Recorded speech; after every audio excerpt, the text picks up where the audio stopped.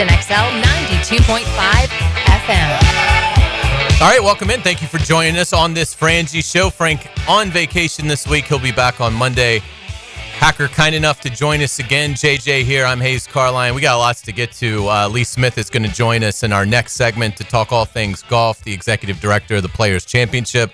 Lots to get to. Tour Championship changes that I like. I'm interested to get Lee's take on that. The Memorial going on this week. Jack's event with a great field led by Scotty Scheffler. And we're just a couple of weeks away from Oakmont. And lots of football that we're going to get to today. We're going to start off by talking about some of these college football kickoff times that have been announced. We've got a pretty good idea of Florida's early schedule now, but there's some just blockbuster games coming up the first couple of weekends of the college football season. So we'll talk about that momentarily. And then in the 5 o'clock hour, want to get into the AFC South and really dive into it. And Hacker, have you kind of give us your ranking, and we'll do offense, defense. We'll go through the AFC South, all four teams, what they present, and then rank them, quarterbacks, running backs, receivers, and the like, and get a feel for kind of where everybody stands now that pretty much, you may see a trade here and there, but we pretty much know what the rosters are going to look like. So it should be a fun show. Or have you dried out from yesterday? Yeah, no, it was good. It was good. And I know they've had good weather today, so hopefully a lot of those events that got postponed are back on. And I had a lot of fun out there yesterday. Learned a lot. And the fact that over 170 schools, 1,800 athletes are here competing in Jacksonville, that was a cool deal yesterday over at Hodges Stadium. It really was. Appreciate UNF having us out there, and we had a wonderful time. And again, though, it's a event that goes through Saturday, so they've got plenty of time to get back on schedule with everything. But yeah, elite athletes, that's for sure. I agree with you. I had no idea about the economic impact. I had no idea the amount of schools, and I had no idea that it's basically East and West. It's not like the basketball tournament where you've got 4 different regionals. And there is no second step. It's not like there's a Sweet 16, Elite 8, next week in track. You basically have this event, and then if you're top 12 in your event, you go to the national championship meet. So, yeah, that was very cool, and appreciate JJ guiding us through, and appreciate Rick Ballou starting a couple minutes early. You mentioned the AFC South, and one thought, and I don't know if you saw this, but Nico Collins of the Houston Texans was talking about Christian Kirk, I guess, yesterday at Texans OTAs, and was raving about Christian Kirk, the kind of player he is and what he's going to bring to that Texans offense. And I almost had to stop myself on social media because I like Christian Kirk, right? The guy was always great to us, and he's a good Jaguar, was here for 3 years. Unfortunately, was injured for the last 2. I almost wanted to quote tweet the reporter that was, having Nico Collins quotes about how much Christian Kirk's going to impact the team. And I was going to say something along the lines of, for the 10 games he's healthy or something like that. And I stopped myself. I've grown and I've matured because I like Christian Kirk. Yeah. But at the end of the day, he's part of the enemy now. Evan Ingram. Look, I don't know if I had a more favorite Jaguar the last couple of years than Evan Ingram. I loved everything about him. Every morning at training camp, he'd be the first guy on the field. I'd take the morning Evan Ingram photo to show that he was the first guy there. But let's not kid ourselves. Jacksonville goes to play Denver. Evan Ingram's the enemy now. So when you're raving about these guys and you're now against us and not with us, kind of got my backbone raised a little bit. Yeah, I would agree. I still think Christian Kirk has, if he stays healthy, has a chance to be a really productive player for Houston. And certainly they gave up nothing to get him. A ham sandwich and a can of Spam. Right. So it's hard to say that there's any chance the Texans are going to, quote, lose the trade. But it will be interesting. He's not a big guy, and he's older. And so you do wonder if he – and the other thing, too, that would concern me if I was Houston, his injuries have occurred really without, the defender doing anything. Right. And so that would give me some pause of just is his body, kind of breaking down too strong. But as a professional athlete, is his body, getting to a point where durability is going to be an issue as he goes into what I guess would be his 8th year in the league. 8th year, I guess. He was here for 3. Yeah, he's going to have a huge year for them because they don't have a lot of other wide receivers outside of Nico Collins. Tank Dell is probably not going to play the entire year because of that devastating knee injury. They obviously lost Stephon Diggs, and Boy, that's an interesting story coming out of Foxborough. Yeah, it really is. With Stephon Diggs, not off to a great start there with Mike Vrabel and the Patriots. With My only regret is that I have never made friends with Stephon Diggs. Yeah, there's a video on social media that Stephon Diggs probably wishes didn't go on social media. But the Texans, other than Nico Collins, I mean, Christian Kirk's going to have a huge impact for them. Yeah, without a doubt. And so we'll certainly look forward to getting into that. We'll do that in the 5 o'clock hour. Again, it's going to be a detailed look. So we'll do offense, defense, and then some final thoughts about it. But let's start with college football. I thought it was interesting. So Florida released, the SEC released the first couple weeks of the season. So now we know, the early path for the Gators. They open at home against Long Island. Thank goodness. After 2 years of, Utah home and away, and then 2 years of, they're still in the Miami deal, but at least the Miami deal is not the opener like it was last year. So Florida gets a softball, a cupcake to start the season, which I think will be good for them. That's at 7 o'clock, and that's one that you're going to have to stream. That's an ESPN Plus game.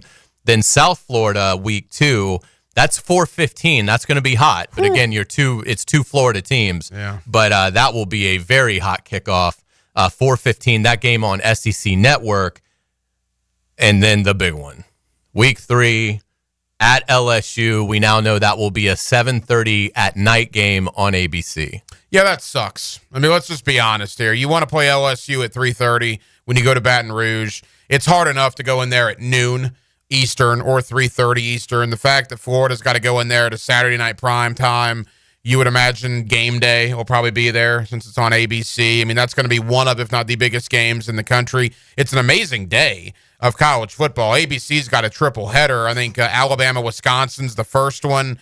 They got another big SEC game at 3:30. But Georgia at Tennessee. Georgia, Tennessee, right. But they chose Florida, LSU at 7:30.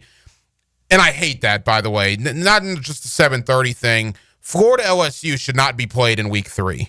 That's too early for the Gators and the Tigers. It is weird that they just flipped LSU and Tennessee. I mean, Tennessee's maybe a little later than what the traditional LSU date would be, but it's not, it's not grossly later.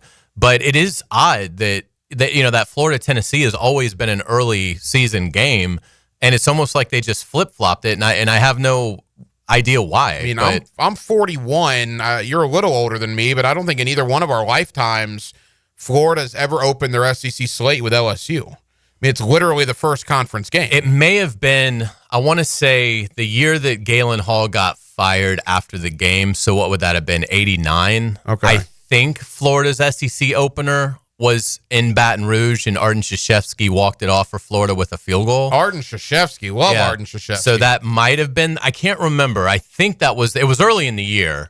So back then they played, I want to say they played Miami in the opener. But even then, you're talking 36 But it'd be years. a long time, right. for sure. Yeah, it'd be a long time. And so, yeah, I can't think of Florida LSU being the lid lifter for the league for both schools. But, it'll be a heck of a test. I mean, LSU has done a magnificent job in the portal. They were one of the big winners this offseason, particularly building that defensive front. And, we know Florida has taken championship teams into Baton Rouge and come out with a loss. So it will be an incredibly difficult game. And we've talked about those 4 games. That's the beginning of the gauntlet because you're going to beat Long Island. You're going to beat USF, all due respect to the USF alumni here in Jacksonville, but let's be real. And then you play LSU, Miami, Texas, and Texas A&M. And to kick that off is LSU at night. And that just is going to be a very, very tough putt for the Gators. Who do you like Georgia at Tennessee as we talk before we even get to June? Well, yeah. Hey, look, I love it. I'm going to go ahead and tell you I'm going to think Georgia's going to win that game, if for no other reason that I'm not really sure who's playing quarterback for Tennessee. That's going to be tough. With Nico's departure, say what you will about Nico, but you knew who the quarterback was in Knoxville. Right now, do we have clarity on May 29th who the starting quarterback for Tennessee is? And that's week 3. Pretty much right out of the gate for the season openers. That's hard for the Volunteers. Yeah, without a doubt. And that was what I was thinking too, is Georgia may not have to really do much on offense. I mean, Gunnar Stockton, if he can get to 17 points, that might be enough because particularly early in the season, by the time Florida sees Tennessee, maybe they'll have figured something out. Heupel's a talented coach. Sometimes you just don't have an option. So it may just be a disaster for the Vols, but certainly early in the season, you haven't had as much trial and error. So that could be a disaster. But it's a great game. I mean, Georgia at Tennessee, leading into Florida LSU at 7:30 on ABC, as you mentioned. Wisconsin at Alabama noon. So just a tremendous day. And then the SEC actually has a little bit of competition with Florida LSU, because at 7:30 on NBC, you've got Texas A&M going to Notre Dame. Okay. So there are some fantastic games. And we learned a little bit more about the August 30th weekend, the first big weekend of college football. So Texas at Ohio State at noon on Fox. What a matchup. Mm-hmm. I mean, that could absolutely be a national championship preview. Certainly two teams that you expect to be in the playoff regardless of that outcome. Yeah, and then also at noon on ABC, you get, I think, a sneaky, interesting game, Syracuse versus Tennessee, as we talked about. So we'll see what that Volunteer offense looks like. Syracuse, I think, is going to have athletes, because Fran Brown can recruit. Yeah. And so, I think they've started to show some life. It's a big chance for the ACC. I mean, anytime the ACC gets an SEC team early in the year, it would behoove the ACC to win those games. Yes. Because they need to, tally up some victories. You would expect Tennessee to win, but I agree with you. Season openers, you never really know what to expect. Yeah, then you have that day, again, August 30th, Alabama at Florida State, 3:30. Again, we expect that will be the Lee Corso final send-off of College Game Day, so what an incredible environment it'll be in Tallahassee. And I don't know how good the game will be, but Alabama at Florida State at 3:30, obviously two of the richest traditions in terms of brands that we have in the sport. And then LSU at Clemson, 7:30 on ABC that night. I mean, LSU at Clemson, see, that's big for Florida, because Florida should be able to, I mean, I say this, I mean, you can never fully count on Billy Napier to do what a rational, competent head coach would do when it comes to managing his team. But really, Florida should be able to be pretty vanilla, certainly in the opener. I mean, if he has to use anything of a remote exotic to beat Long Island, you don't give Long Island much of a chance. Then Florida's not even going to a bowl game, and it won't matter. Yeah. Against USF, it's certainly not probably a roll the ball out and win by 30 game, but Florida's going to be a 3-touchdown favorite, I have to think, over USF. So Florida can kind of play it a little slow going into the LSU game.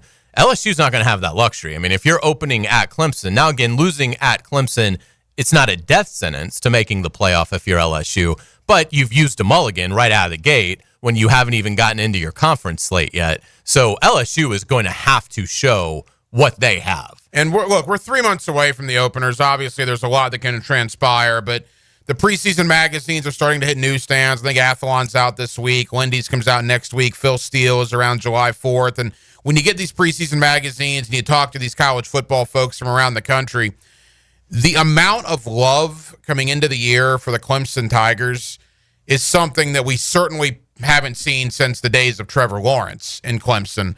For whatever valley they hit the last couple of years, they're working their way back up the mountaintop. Because I've talked to numerous people, Hayes, and every one of them has Clemson in the preseason top 5, if not the preseason top 3.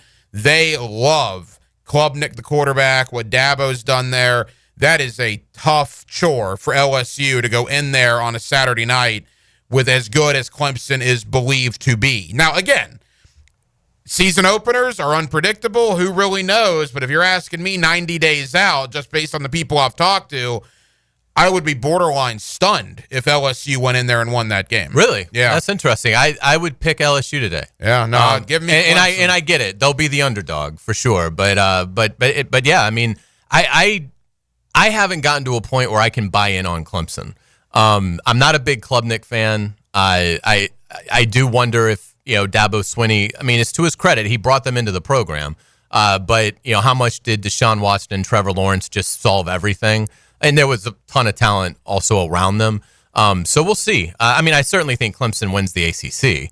But in terms of being, one of the 3-4 best teams in the country, I'm not sure I'm there yet. Again, the week 1 schedule, we were just talking about the Saturday games. Keep in mind that Sunday, you get Virginia Tech at South Carolina. That's at 3 o'clock on ESPN. yeah, pretty decent game there. And then you get Notre Dame at Miami, which will be fantastic. I'm a little surprised Notre Dame's opened as a 1.5-point favorite in that game. Boy, Carson I Beck, would take Miami in the points. Yeah, Carson Beck better be healthy because you get Notre Dame and Florida in the first month of the year. That's a tough start for the Hurricanes. Absolutely. And then that Monday night, September 1st, you get TCU at the Jordan Hudsons. So that'll be interesting to see TCU at North Carolina. That's at 8 o'clock on ESPN. Yuck. So that's the only game on Labor Day? On Monday night, Oh, I get Belichick, but come on, But it's but you're going to watch. Yeah, it's going to be so competitive. It'll end up doing great ratings. Oh, I'm sure. Because everybody is so locked into the bizarre Bill Belichick late life meltdown crisis that he's going through. So, it might be the only time we watch North Carolina this season, but I think everybody will be locked in. If they win, I think there'll be appointment viewing for however long. It could be because their schedule is so easy. Exactly. Yeah. I mean, they really, other than Clemson, they play no one. So it is a midlife crisis. I hear you on that. Well, it's not midlife. He's in his 70s. Yeah, he's not leaving. Unless he's a vampire, he's not living to be 140. It's a 73-year-old crisis, but in saying that, he is reportedly engaged to a very attractive 24-year-old. So there is certainly some positivity in this 73-year-old. But you don't let that person run your life. You don't? That's where it stops. All yes. right. Not if you've won 6 championships. There you go. There you go. Yeah, I mean, come on. But anyway, yeah, we'll certainly best of luck to the young couple, and we hope they have a wonderful lifetime together. But yes, it's getting close. I mean, what an opening to college football. There's a lot of things that we don't like about the sport, but boy, that opening couple of weeks, now that we're starting to get kickoff times and things like that, it's easy to get excited about it. We're also excited about the world of golf. Lots going on in the PGA Tour. They are just absolutely crushing LIV, which is so glorious to see, and lots of great stuff going on. The Memorial this week, Jack Nicklaus's event. Obviously, the U.S. Open just a couple of weeks away, and some exciting changes to the Tour Championship that I think is going to really enhance it. When we come back on the Frangie Show, our good friend Lee Smith, the executive director of the Players Championship, will join us. You are listening to 1010XL 92.5 FM. It's the ride home with the Frangie Show from the Harold and Harold studio. Don't settle for less than you deserve.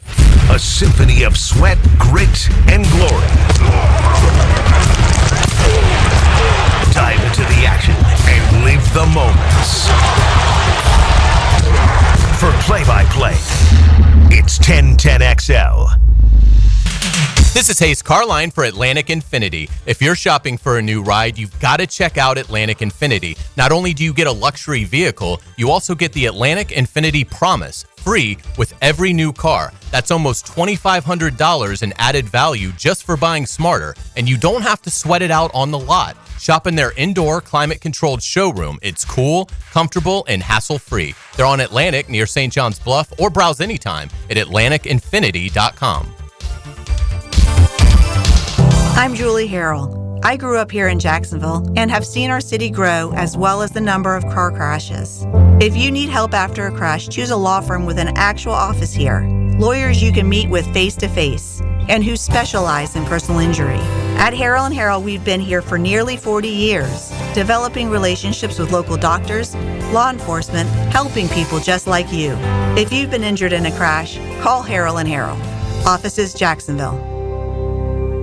One thing that separates Beard's Diamonds from those other jewelry stores at the town center, no one's paid on commission. Nobody at Beard's is on commission. That's more of your corporate stores that pay commission. Beard's owner, John Lupo, says that means no pressure, no hidden agenda, no extra markups. And you're getting a better deal. You're not paying the corporate commission. You're not paying the salesperson's commission. If they're paying their salespeople commission, you're starting off in a hole. And that's why you feel like a number at most jewelry stores, because it's all about making the sale, but not at Beard's. Because it's a corporate atmosphere and they want to sell you what they want to sell you. We're here to sell you what you want. Our salespeople can do whatever they want to make sure that the customer is happy. So relax. At Beard's Diamonds, they have all the things you want, like quality education, selection, warranties, and none of the stuff you don't want, like pressure and tacked on commissions. Nobody's making an extra 5 or 10% on Beard's customers. Beard's Diamonds, the town center's only locally owned jeweler. We sell better merchandise, better product for less money, guaranteed.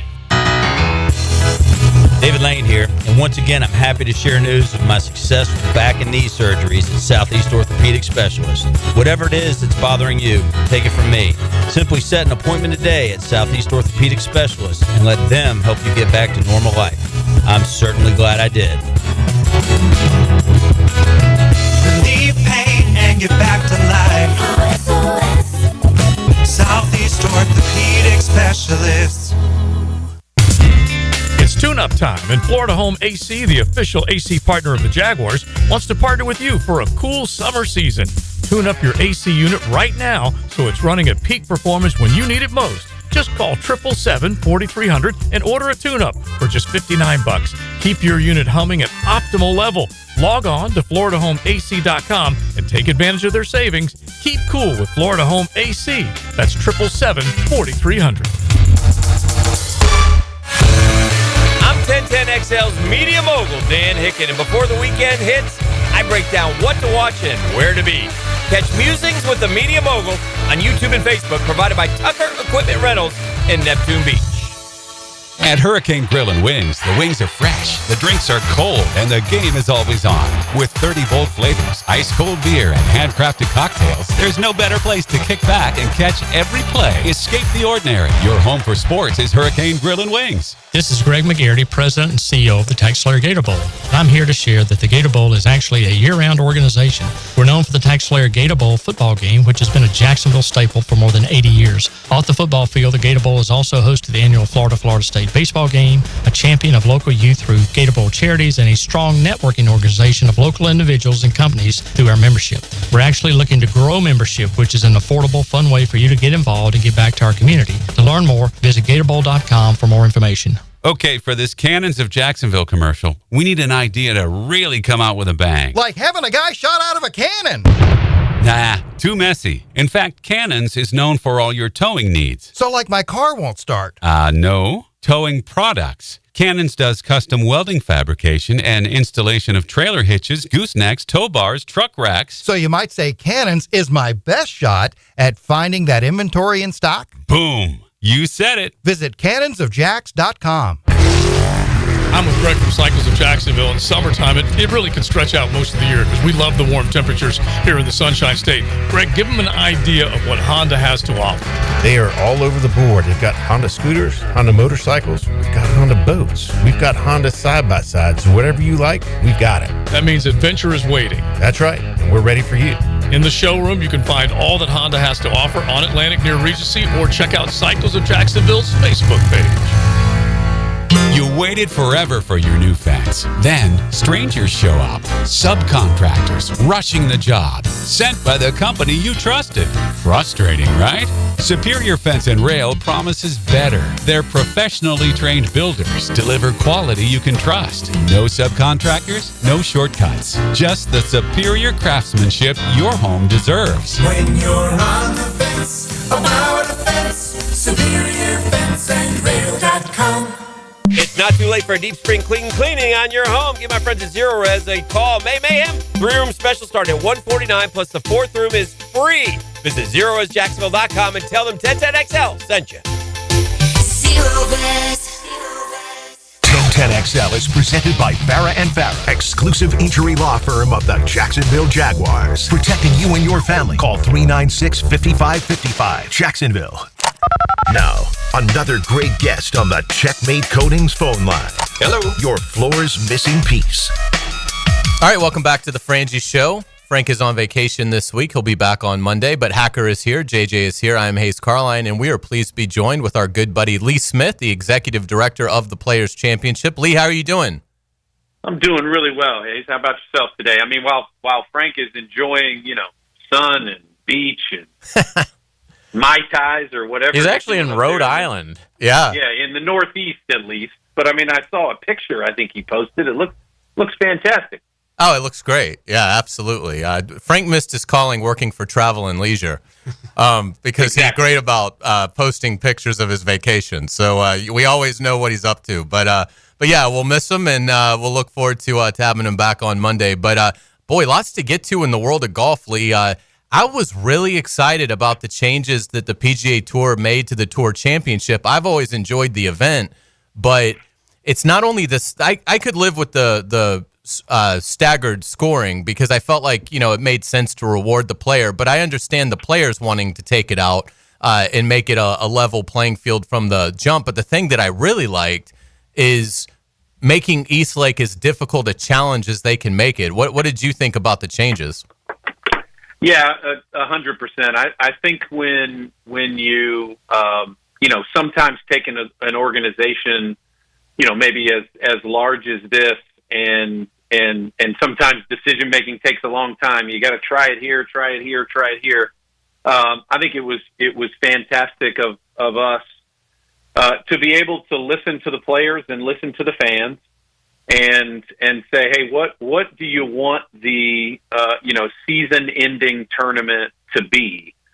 And you just said it. It's you always want to ride that balance of a full season of excellence. How does that get rewarded? But at the same time, you want to create a lot of drama on a fantastic venue at the end of the year. And so, to hear a fan response and player desires to balance that recognition and do it on a historical venue that that shows even a little bit more teeth. And I don't think there's any doubt that Eastlake can show a lot more teeth. I think it's going to be great to just to kind of have that mano a mano drama, hopefully coming down the stretch and having 30 players that have the same chance of winning upon that first tee shot on Thursday.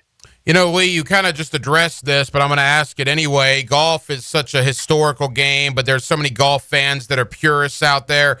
When you make a change to any format of any golf tournament, there is the chance that it's going to get received with some negative feedback.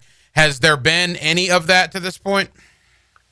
Heck, not that I have seen or read or heard. I think maybe the only clapbacks have been that maybe this was labeled a new thing, and it's actually just going back to maybe where we were, 6-7 years ago. But at the same time, when you try something, I think, and it worked for a while. It recognized what we didn't want is we didn't want to give away 2 trophies. Somebody that takes away from one or the other. There was there for a while where we gave away a FedEx Cup and a Tour Championship trophy to possibly 2 different people. This allowed that not to happen. But, at the same time, again, it was recognizing a full season of accomplishment. And I think what this proves is going back to where we started, that we can say, hey, the right move is at the end of the year,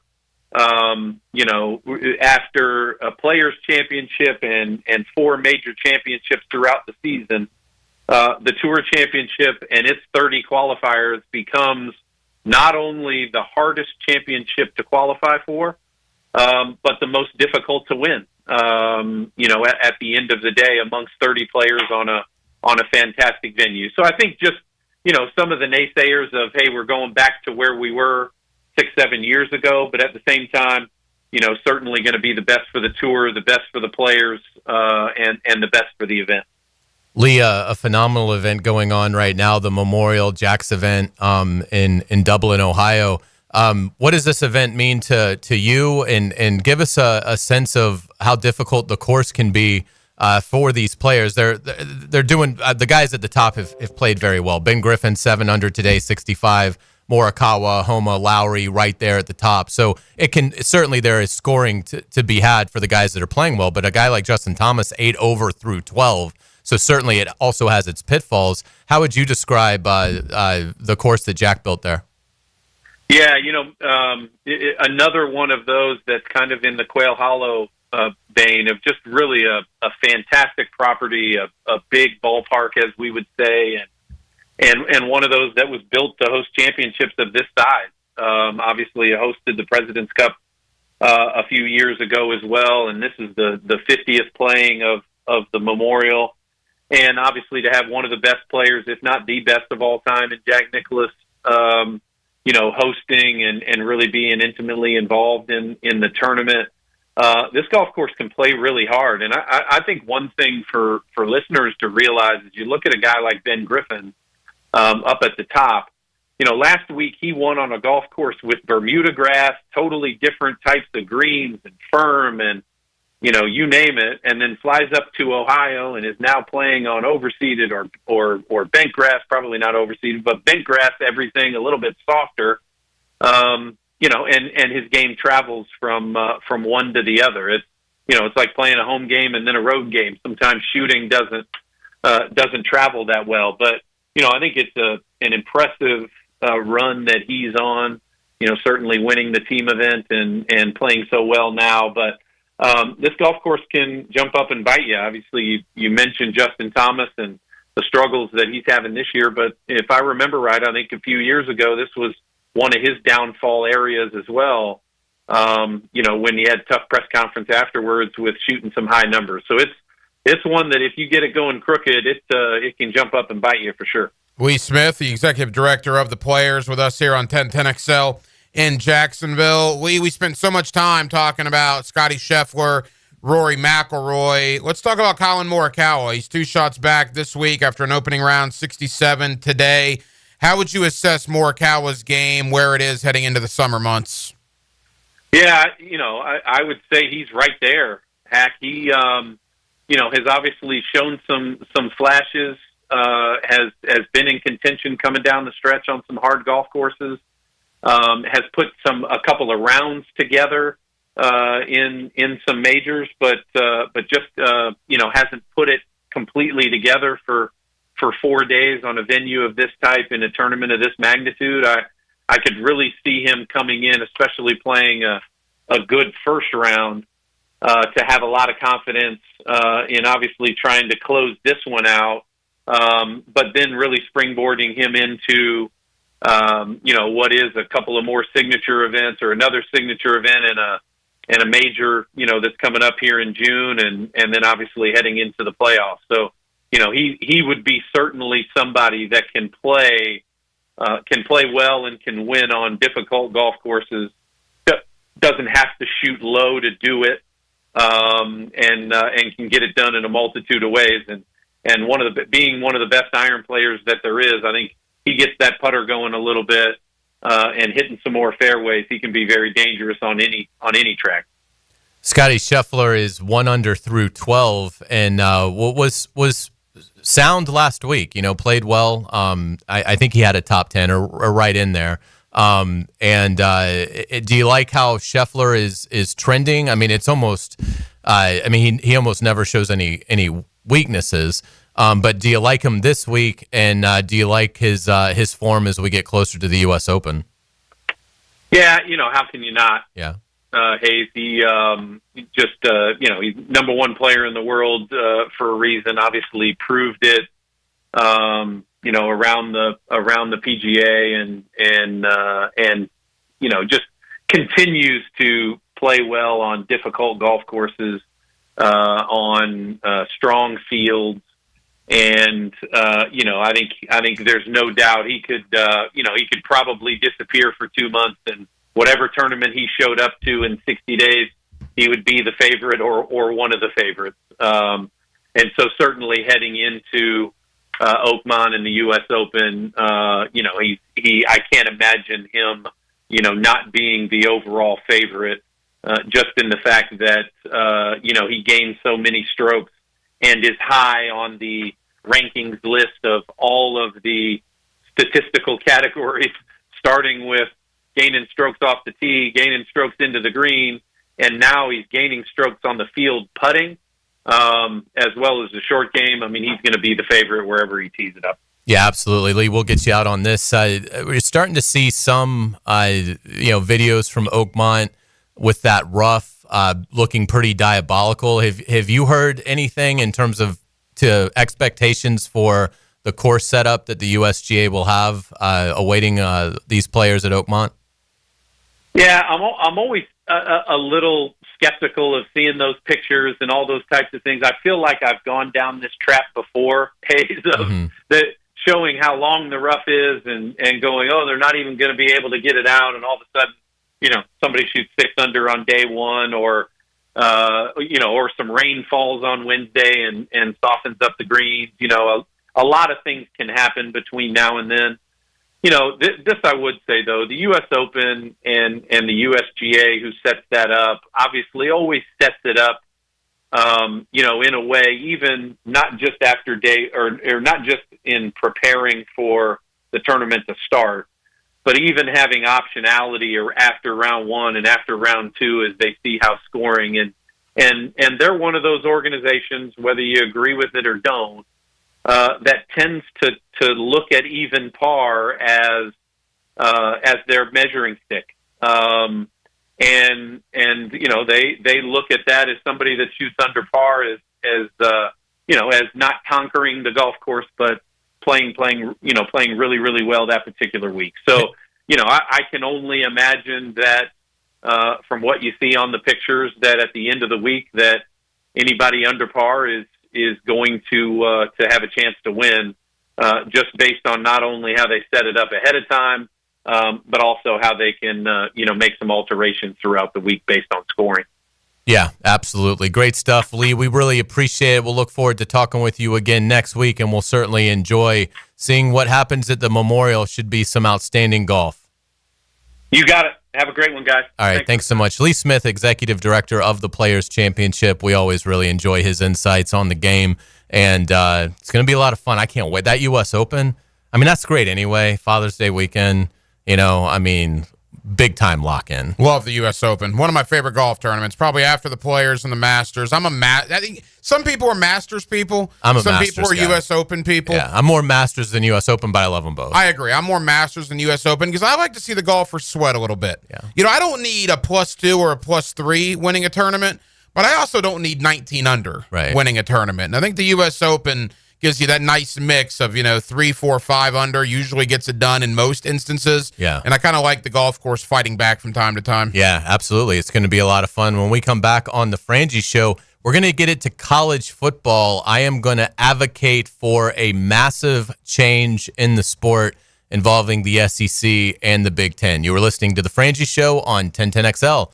92.5 FM. The Frangie Show from the Harold and Harold studio. Don't settle for less than you deserve. If you need an insurance agent, I'll recommend the best guy in town, State Farm agent Craig Dewhurst. Call him at 940-9740. Really good guy, really good agent. Life insurance, homeowners, automotive, you name it, he'll handle it for you. Tell him what you need. He'll assess your whole situation. What kind of coverage do you need? How much coverage? What should your deductible be? What do you make and how does it fit your cost and your rates? You will love dealing with Craig. What a nice guy he is and how he'll help you get the right answers. The best in the business. Craig Dewhurst from State Farm, 940-9740. So, what did Dan Hicken do before 1010XL? You were the team mascot for 2 seasons. Dan Hicken and Jeff Prosser are the Drill. I swear I could have had a career as a Hollywood stuntman. Mornings on 1010XL. Just when you thought we couldn't bring you more, Keon Atlantic is here with a brand new store. We have the same great team to treat you well. With new savings during our grand opening sale. Keon Atlantic is here with the new store. Shop our best offers and largest selection yet. Save big during our grand opening sale. Is there something for everyone on our lot? You bet. If you're ready to experience something new, the all-new Keon Atlantic is ready for you. Your perfect ride is a visit away. Online at KeonAtlantic.com. Keon Atlantic, your coastal Kia connection. When it comes to your utility bill, JEA wants to help you use less so you can save more. We offer a variety of free programs, like efficiency and irrigation assessments that'll teach you ways to conserve energy and water around your home. Our alerts will let you know when your utility usage has reached a set amount, and our rebates can help you save when upgrading to more efficient appliances and equipment. Find even more ways to save at JEA.com.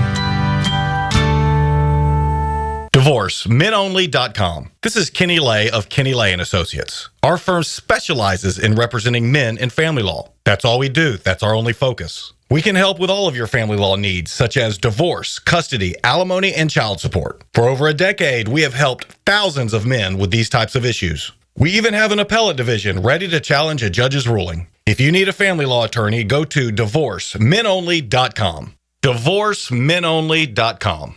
Offices, Jacksonville. You'll always feel good when you send someone a Kuhn Flowers floral or plant arrangement. This is Max Fink with 1010XL, and no matter what the reason, Kuhn Flowers has always come through for me. Order online at kuhnflowers.com. I insist on complete honesty. You can chime in anytime on the 1010XL text line. Installed by Lifetime Flooring. If you have something to say to me, I wish you would just say it. Share your opinion. Nuts? What? 641-1010. It's crazy. It's the perfect day. You're just driving along, listening to your favorite music. The window's down. There's a cool breeze. Life is good. But wait, hold on a second. You're not wearing a seatbelt? You'd better put that on before that... Uh-oh, too late. Cops everywhere are stepping up enforcement, so you'd better buckle up or you will get caught. Sorry to ruin your day. Click it or ticket. Funded by the Florida Department of Transportation. Prosser here for Lifetime Enclosures and Lifetime Flooring. With the weather now hot as can be, look ahead and get that backyard ready for fall with a new open air or screened-in enclosure. Maximize the space you have and make it great with Lifetime Enclosures and Lifetime Flooring. They truly are the best in the business. So if you have the space and the idea, give them a call today. Lifetime Enclosures and Lifetime Flooring. Showroom just off Phillips Highway. Tell them Prosser sent you. Right now, they're on their way to disrupt your life, make you uncomfortable, and rob you. Don't bother calling the police. They can't help. That's right. Summer heat and humidity are about to attack North Florida again. You know what to do. Call Mike Merritt. Mike Merritt's Heating and Air has a license to chill. When heat and humidity are attacking you, Mike Merritt provides a comfortable chill at a bargain price. Mike has been keeping North Florida comfortable for 30 years. Mike Merritt technicians are never paid commissions, meaning you'll never be pressured to buy something you don't need. And Mike Merritt knows cooling issues can arise anytime. They don't just happen during business hours. So Mike Merritt never charges overtime fees. When you need us, we're here for you. Remember, in the fight against heat and humidity, Mike Merritt has a license to chill. Visit merrittair.com. Florida license number CACO 50384. Tired of wrestling with your shower curtain like it's a fight for the last slice of pizza? Ditch the drama and say hello to a smooth, stylish glass shower enclosure from Baker Glass. Wago Glass is clean, elegant, and makes your bathroom look huge and brighter. Give your shower a makeover and feel like you're in a spa without the price tag. I'm Mac at Baker Glass. Call me and get ready to love your new shower. Let's make your shower great again. Remember, Baker Glass. No one treats you better. Hey, Hicken here, or just call me Dreamfinders Danny. For a limited time to ring in the new year, Dreamfinders Homes is offering an amazing 4.99% fixed interest rate. Now's your chance to lock down that rate and get in the game.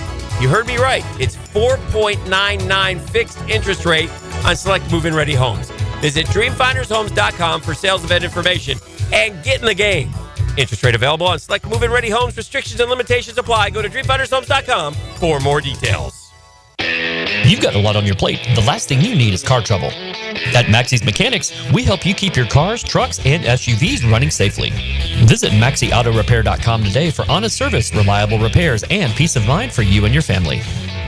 1010XL is presented by Farah & Farah, exclusive injury law firm of the Jacksonville Jaguars. Protecting you and your family. Call 396-5555. Jacksonville. Now, Hammer Time with Hayes. Driven by Southside Kia. Online at SouthsideKiaJacks.com. It's going to happen anyway, whether it happens in 10 years or whether it happens in 2 years. So they might as well go ahead and do it because they're already threatening about it. The SEC and Big Ten need to go ahead and just merge and break away from the NCAA in football. And they absolutely could have a credible national champion in that 34-team field. And I think the public would embrace it as a credible national champion. I mean, again, you're talking about a super league with Alabama, Ohio State, Georgia, Michigan, Texas, Penn State, Florida, USC, LSU, Oregon, Tennessee, Iowa, Oklahoma, Wisconsin, Texas A&M, Washington, Auburn, and Nebraska. And then you've got a handful of other teams as well. I don't think there's any doubt that league would be recognized as clearly the superior college football entity. And while I would have no problem with them adding teams, if they wanted to keep it at 34, and I can only imagine the TV deal they would have, and you're only splitting it 34 ways, I just think it's exactly where the sport is going. I mean, and I think it'd be better for everybody if they just went ahead and did it. This sport needs to find whatever is going to be the stability. It needs to find it and not have another decade of a change here, a change there, instability. They're going to eventually realize this. I think they kind of already have. They just don't know how publicly to deliver it. But the SEC and Big Ten should just break away. They should merge, and they should have their own league and crown their own champion. You know what it reminds me of a little bit? About 10 years ago when people said players are going to get paid someday. You know, what if free agency comes into college football? And 10 years ago, I said, yeah, right. Are you kidding me? Free agency in college football, just transferring at will, millions of dollars going to said player. I mean, that's what people go on probation for. There's no way that's going to happen. And here we are in 2025, and that's where the sport is. I completely agree with you. I think you and I are having this conversation certainly 10 years down the road, maybe 5 years down the road. I think the Big Ten and the SEC have gone their separate ways, again, depending on TV contracts, that sort of thing. You listed all those teams. Who would you want to add from a football perspective? I mean, Miami, Florida State, and Clemson are the three obvious ones that probably need to be in the conversation. And Notre Dame. And Notre Dame. And Notre Dame doesn't have a conference right now, but you're right. Notre Dame would have to come into the fold. They'd have to at least be invited. Right. Outside of that, look, I mean, North Carolina, but that'd be for a lot of other sports outside of football. I don't know if you're going to have the Big Ten and SEC break away in every sport. Right. I think they might break away in football. And just football. Now, I don't know how that would work logistically by keeping the SEC in totality for basketball, baseball, etc.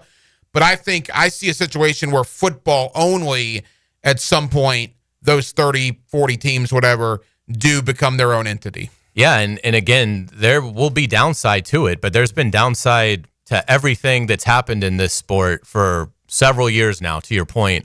And I don't think downside, what we've learned, downside doesn't matter if they can make one more dollar doing it the other way.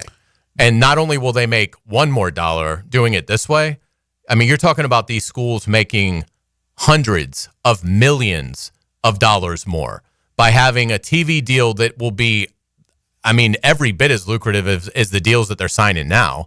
But you're only distributing it among 34 schools. It is the money is going to be preposterous. I think we're going to enter into a landscape where the football is almost separated. I don't think we're that far away from football players not having to actually be students. Right. I mean, I think that is how many of them now, are right now. If they choose to pursue it, yeah, they can.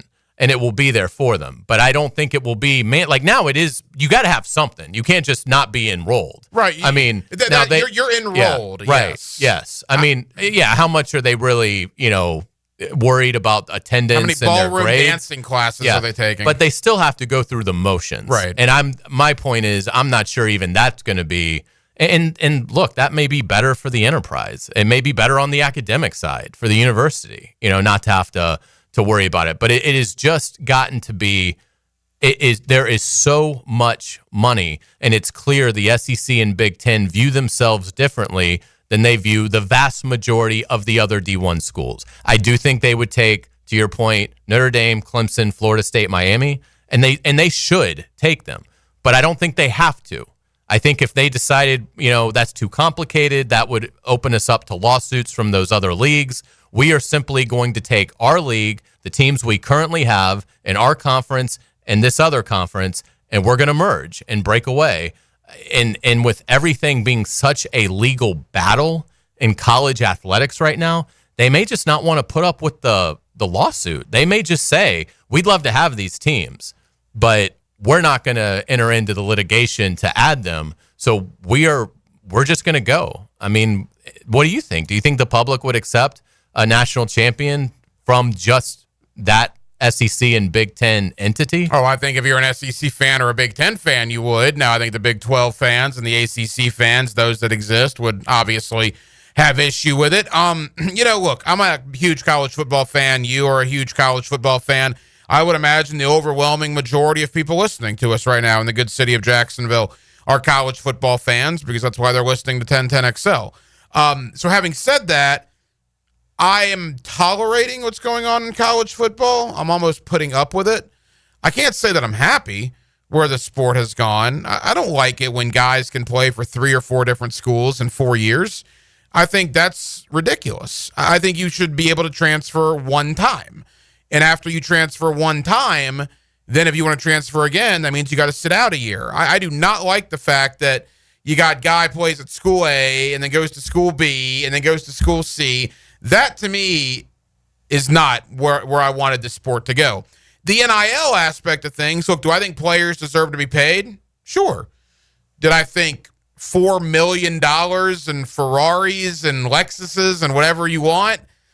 I think there's probably a gray line there that we've crossed that a lot of people didn't want to cross. So I think college football fans, at least the ones that I know, and I'm pretty sure, I would say the majority of the ones I know, are tolerating it because they love the sport so much.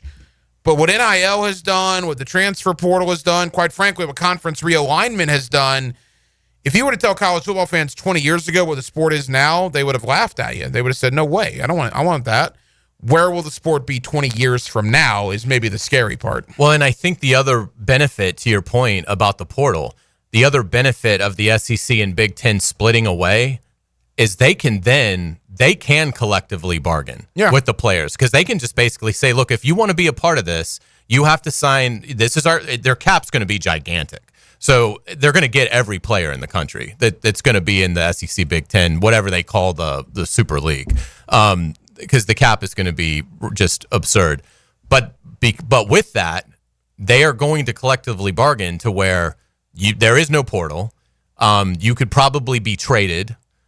We could, I think, start seeing trades at the college football level.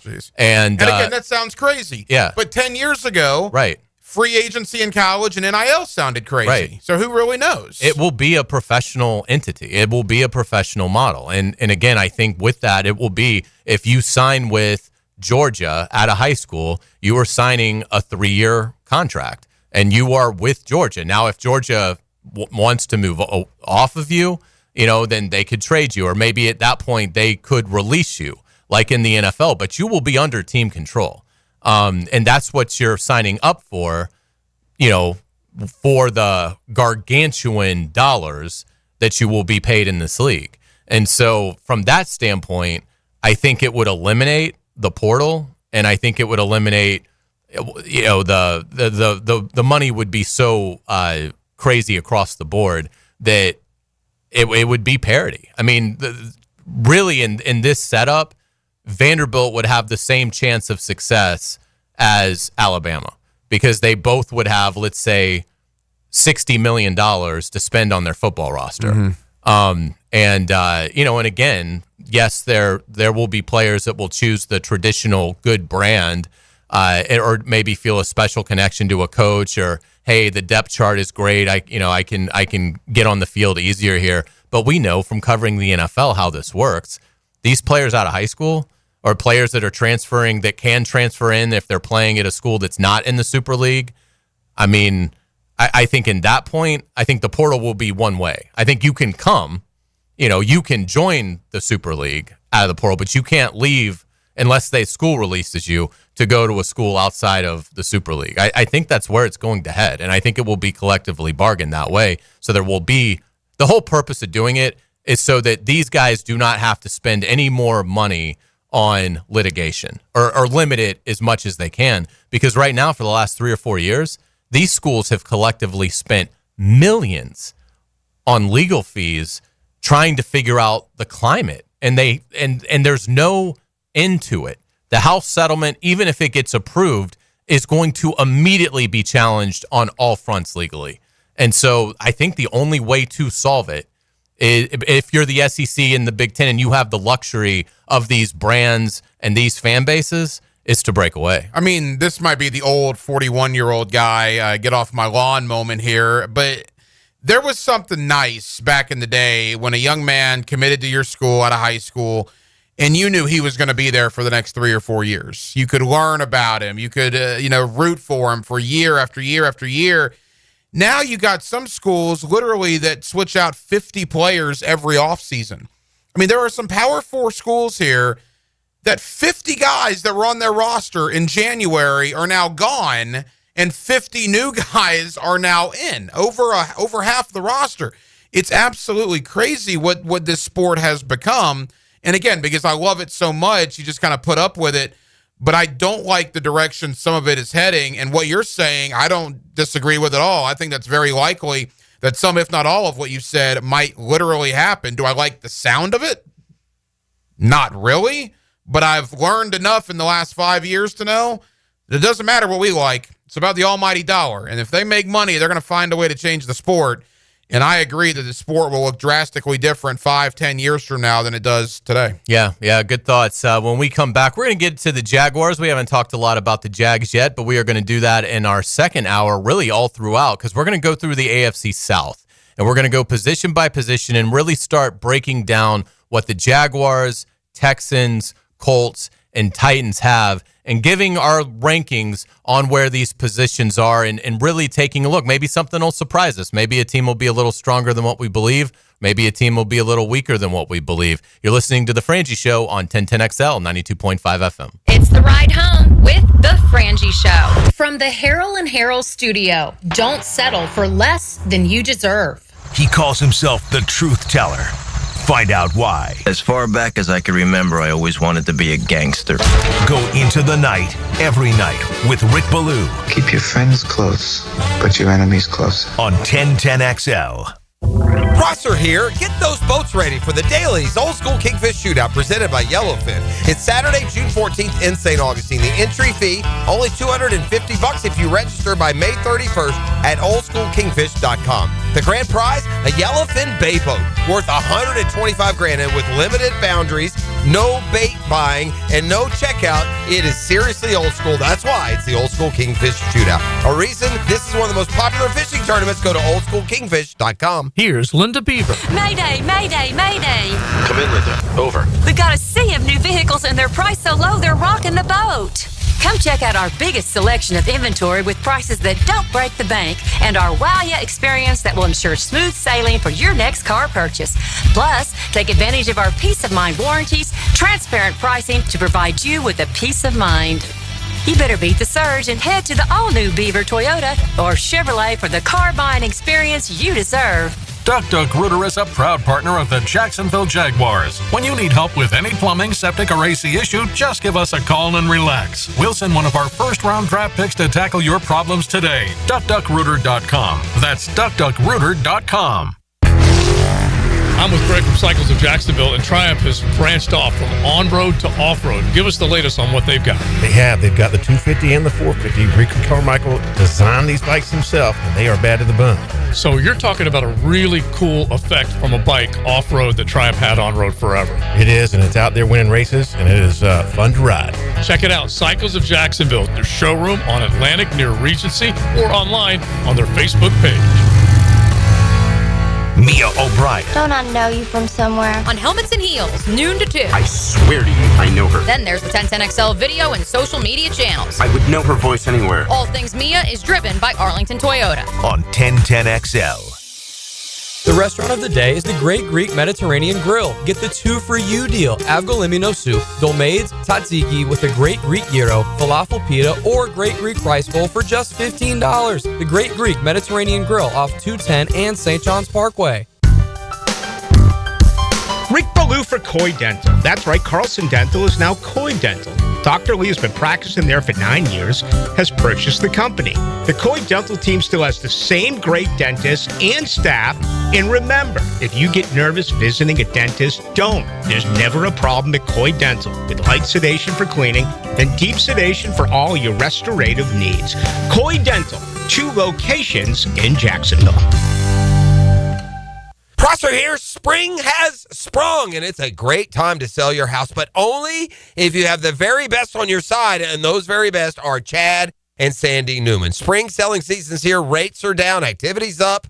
It's the best time in years to sell your home, in fact, but there are homes sitting on the market. They don't have the right representation. That's where Chad and Sandy step in. Maybe you're worried your home needs repairs or updating and it won't sell for a good price. Maybe your family's growing and you need more space. Whatever the reason that you need to sell your home, Chad and Sandy deliver this promise to you.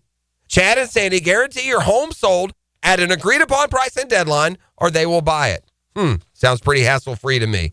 Take it from Mike and Rosemary in St. Augustine. We were determined to buy an affordable home in a specific school zone, but we didn't qualify for the loan needed to get one. Chad and Sandy's team worked with the lender, negotiated a higher qualification price, lower interest. It was huge, $200 less per month. Do it today. Call 414-6200 or go to chadandsandy.com. Listen all day as 1010XL gives you news, notes, and analysis of organized team activities as they get ready for the upcoming season. Our coverage of OTAs is hoisted by Heroes Lawn Care and Hurricane Grill and Wings. Hey, Jacksonville, it's Dan Hicken with a game changer. I've tested the field, and Checkmate Coating is my new go-to for durable, jaw-dropping floor coatings. Better play, better results. I'm Brendan from Checkmate Coatings. Our precision coatings make your floors the MVP of any space. Slam dunk your floors at checkmatecoatings.com. Checkmate Coatings, your floor's missing piece. Checkmate Coatings, your floor's missing piece. Home of the Jacksonville Jaguars. WJXL AM Jacksonville Beach. WJXL FM Jacksonville Beach. Hicken here with my concierge doctor, Richard Townsend. Doc T, how does a concierge direct primary care operate? We are a membership-based primary care made directly between a patient and physician. We'll have a limited amount of patients that allows us to give unlimited access and personal service to you. This individualized approach has been shown to lower hospitalizations as well as maintain healthier lives. We also give 24/7 access via phone to me outside of our scheduled office hours. To learn more, go to mypvconcierge.com. Frank Frangie here for Stanley Pools. If you're dreaming of putting in a pool this year, choosing the right company is the most important decision you'll make. I've trusted Stanley Pools to build my pool, renovate my pool, and maintain my pool. Stanley Pools has been the best in the business since 1988, and they're still family owned. Call them today at 904-269-7277 or find them online at stanleypoolsfl.com. That's Stanley Pools, a family tradition of fine swimming pools. I'm Max Fink with your 1010XL Southeast Orthopedic Specialist local sports update brought to you by Kuhn Flowers. Even in the summertime, there's always something going on with Gators athletics. Tomorrow, the Gators baseball team will open up their regional round in their 17th straight NCAA tournament against the East Carolina Pirates at noon. So be sure to tune into that game over on 1010 AM. With football right around the corner, some kickoff times and TV destinations have been announced. The Gators will kick off their season hosting LIU in the Swamp on August 30th at 7 p.m., airing on SEC Network Plus. Week 2, they'll have USF September 6th in the Swamp on SEC Network.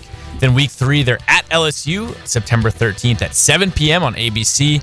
And on week 8 versus Georgia November 1st here in Jacksonville at 3:30 on ABC. The Gators season starts in 93 days. It's 84 degrees at 5:03. Time and temp brought to you by Bueller Air and Plumbing. Stay cooler with Bueller. 1010XL is presented by Farah and Farah, exclusive injury law firm of the Jacksonville Jaguars. Protecting you and your family. Call 396-5555. Jacksonville. It's a Stanley Pools Thursday on The Frangie Show. Since 1988, the experts in pools, pavers, screen enclosures, it's Stanley Pools. What a song. Today's the day, Hacker. Happy birthday to Eye of the Tiger. Came out on this date in 1982. Wow, is that right? That is right. Is this Rocky 3? Rocky 3. Yeah. Yep. Very good.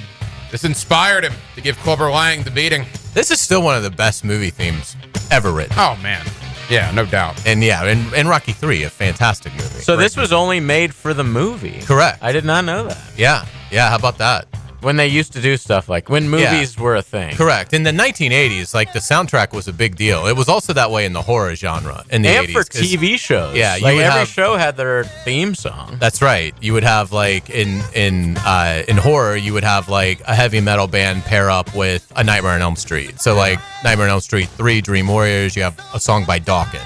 Nightmare on Elm Street 4, they had a song by Slaughter that was like at the time a big song if you were into that.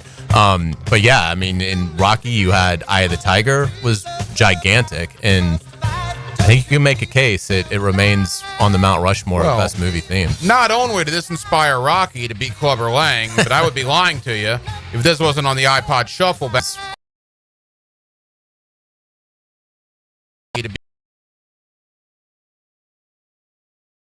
Shuffle back in the day at the Wolfson JV level. Without I was getting ready to take on Terry Parker or Inglewood. You know, this inspired me as an offensive guard at JV football. I think the song still holds up. Oh, I mean, yeah. I think it, not all of it does from the 80s, but I think this song does. So, and Survivor actually, I think, did original music for Rocky 4 too.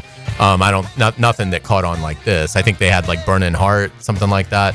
But yeah, they didn't do anything for Rocky 5 because that movie sucked. I don't think they did anything for Rocky Tommy 5. the Gun? Tommy Machine Gun. The Machine Gun. My gosh. Awful. Yeah, worst Rocky villain of all time. So bad. Yeah. That's why they literally made Rocky Balboa, because Rocky 5. That's Stallone was asked about Rocky Balboa. Why'd you do it? So we weren't going to end the series on Rocky 5. The only good thing about Rocky 5 is when they roll the credits and it has that photo montage. That's not a good thing. When I say something about your movie and the best thing I'm talking about is the credits rolling. When it's over. Well, never mind the fact that both guys are committing assault because they're not in a boxing ring. They're in an alleyway at the end. So both guys would have gotten arrested. And somehow it gets broadcast on live TV as it's happening. Dad, he's on TV. Yeah. He's fighting. Yeah. And they he promoted the Don King promoter guy. Or he just punched him in the face, I believe. So. Touch me and I'll sue. Sue me for what? Yeah. Right. All right. For being a bad movie, we definitely know a lot about it. Movie, we're going to quote it for the next 10 minutes. But anyway, happy birthday to Eye of the Tiger, released today in 1982. Fantastic song, and remains that way today. It's held up very well. Let's get it to the AFC South, Hacker. I want to really get into this. Let's start with just your overall thoughts on, if you had to pick it today, assess kind of where you think the clubs stand in terms of how you would rank them as we go into the 25 season, and then we'll get it to the quarterback position. By default, I'm going to go with the Texans, at least where we stand now on May 29th. My caveat is they replaced Laramie Tunsil at left tackle with Cam Robinson. All right, so that's what the kind of offseason the Texans have had. In fact, you talk to a lot of people around the league, they will tell you that Houston arguably had the worst offseason. Not only did Cam Robinson come in, but they brought in Ed Ingram and Lincoln Tomlinson. And if you're a PFF analytics guy, again, I don't study offensive guards close enough, but Tomlinson and Ingram were not good last year on the PFF, board of offensive guards. And that was the Texans' answer to their offensive line problems from last year. I mean, Christian Kirk addition is fine. I like that. But they lost Tank Dell. They lost Stephon Diggs. So I'm going to go the Texans by default just because I think there's so many questions with the other teams. Mm-hmm. Indianapolis arguably has the best roster in the division. They don't have a quarterback. And the last time I checked, that's pretty important. Daniel Jones versus Anthony Richardson. I don't think it matters who wins that. I don't like the Colts starting quarterback. Tennessee, Cam Ward should be fine, but he's a rookie. It'll take some time, and I don't really love the skill position around him. And Jacksonville, even though I have them 9-8, I mean, the bottom line is they were a 4-13 team that completely rolled over their roster. There is so much newness here that unless you're drinking teal Kool-Aid right now or just have your goggles on, I don't know how you can say Jacksonville is the favorite to win the division. Could they win it? Absolutely. Would I pick them on May 29th? No, because there's so much unknown. Yeah, I think it's interesting in terms of it. And obviously the Texans have the first place schedule, so that's a big disadvantage for them, particularly when you look at what they have compared to like what the Jaguars have. I mean, it's the difference, and it could be the difference in a game and a half in looking at it. But yeah, looking at the quarterbacks from the four, and I would agree with you. I think 90% of people out there would say, okay, it's Texans. I think it seems like it's sort of a 50-50 Jaguars Colts for second. and then most people have the Titans in last. But again, what if Cam Ward is Jane Daniels? Yeah. I mean, they're not the same kind of player, but what if he has that kind of effect? No one would have thought Washington, would have made the playoffs last season going into the year. And they obviously make it and make some noise. I guess my question with them is outside of Calvin Ridley. Right. What do they have? I mean, Tony Pollard's a nice player. Tajay Spears is a nice player.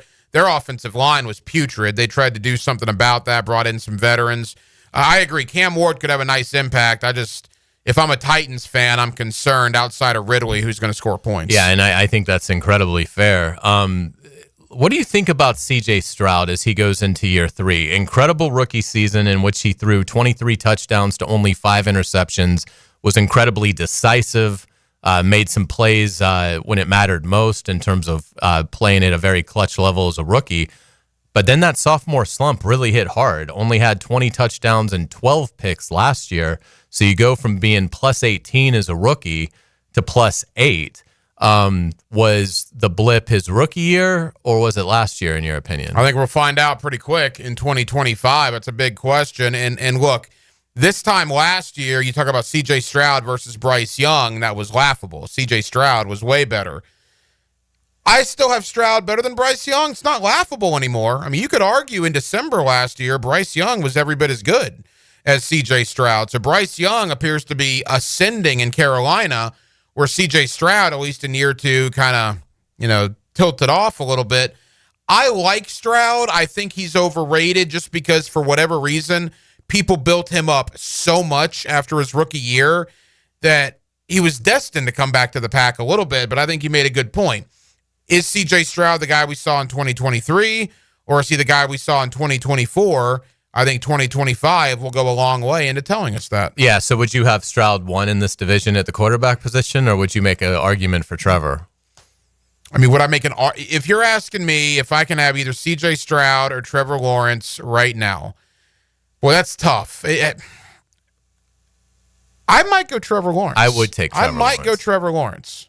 Yeah, I would. And people are going to call us Jaguar homers, and I totally get that, and I understand that, and I'm sure in Houston, you would be laughing at that. But again, I think you do look at. I give DeMeco Ryans a lot of credit. I mean, he showed up as a rookie head coach, did a fantastic job of stabilizing the Texans, and really not he's not an offensive minded coach, but created an environment where C.J. Stroud could step in and have success. So I don't think C.J. Stroud has dealt with the resistance that Trevor has. I mean, Trevor Lawrence has had a lot of toxic here. I mean, you don't ever want any player to have. I mean, toxic is hard to cultivate in the NFL. You can be bad, but I mean, we've seen bad Jaguar teams that still pretty much got along and were functional. But obviously his rookie year with Urban Meyer, toxic. Really, the last year and a quarter, I'd say, was toxic with Doug Peterson and Trent Baalke. Yeah. But even beyond, it's not even that they were losing. It's the dysfunction that existed, the lack of a collective vision, the basically going through the motions, personal agendas. My son plays tight end on the team. That stuff that I think held this organization back. And so Trevor's had, I think, 1 year in which there was harmony and there was a collective vision, and they made the playoffs that year. Now, it took Tennessee completely falling apart. I understand that. So, yeah, I mean, again, I understand that to say I would take Trevor Lawrence over C.J. Stroud would be the minority opinion if you ask the NFL experts around the country. But I'm with you. I would rather have Trevor Lawrence. Now, again, we'll see. This will be a big year for him, too. And then I think I would take Cam Ward over anything in Indianapolis. I mean, I think Anthony Richardson, to me, he entered the league being 3 years away from being a year away. And I haven't seen anything that tells me that process has sped up. There's the durability issues. I think Daniel Jones is their week 1 starter. I do too. And I don't think he's very good. Now, again, you can make a case for Daniel Jones that certainly he has not had a lot of help either from his tenure with the Giants. But there's a panic to his game that I think is always going to hold him back. I don't think Trevor Lawrence panics. I think Trevor Lawrence sometimes doesn't show good instincts and how to play the position. But Cam Ward, I don't necessarily see a star coming, but I could see a player that immediately is the third best quarterback in the division and maybe could make a push towards Lawrence and Stroud right out of the gate. But I think if I was ranking it, I would go. It's 1A and 1B, but I hate doing that. So I will take the Jaguars at quarterback first, then the Texans, then the Titans, then the Colts. And people say, well, why you're going to start Anthony Richardson because you drafted him? No, because Chris Bauer and Shane Steichen need to win in 2025. Right. And if they don't win, particularly Steichen, he's not going to be the coach in 2026. So all the politics about where somebody was drafted is out the window. Plus, you gave Daniel Jones $12 million. And you don't normally sign a quarterback to a 1-year, $12 million deal to just hold a clipboard for 17 weeks. So I think Daniel Jones is very much in that competition. I think he will win that competition. I'll have Daniel Jones over Cam Ward just because Daniel Jones has done something in the NFL. But I agree. Cam Ward, if he goes out there and is who we believe he is, then yeah, it won't be long before I would have Cam Ward above Daniel Jones. And the Trevor Lawrence thing, I just think he has more talent surrounding him. I mean, C.J. Stroud, if you look on the wide receiver depth chart of the Texans, Nico Collins is a stud. No doubt. Stud. Is he better than Brian Thomas Jr.? I think there's a conversation there, right? And clearly Nico Collins is their best player. After that, Christian Kirk, a couple of rookies, right, that they drafted. Joe Mixon's not getting any younger. Dalton Schultz isn't getting any younger. The offensive line sucks in Houston. Let's be real. It was terrible last year. So they got rid of a bunch of awful players and brought in, statistically, some more awful players. So if I'm C.J. Stroud, I'm not exactly thrilled in what my front office did to surround me with offensive talent. I would argue Trevor might have as much, if not more, offensive talent than C.J. Stroud. And again, Houston, to me, by default, just because of their defense. Houston's defense is for real.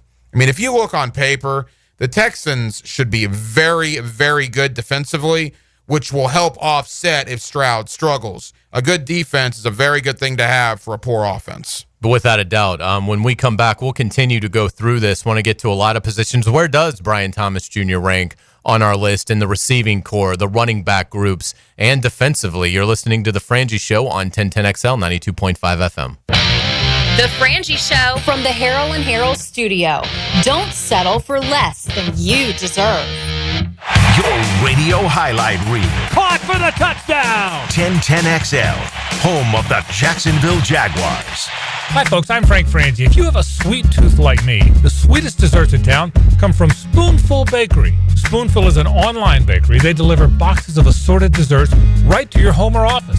They're so good, and they make for great gifts for friends or clients. If you want custom orders, wedding cakes or birthday cakes, or catered desserts for an event, they are the best. Log on to spoonful-bakery.com or call them at 904-515-4984. That's Spoonful Bakery for the sweetest desserts in town.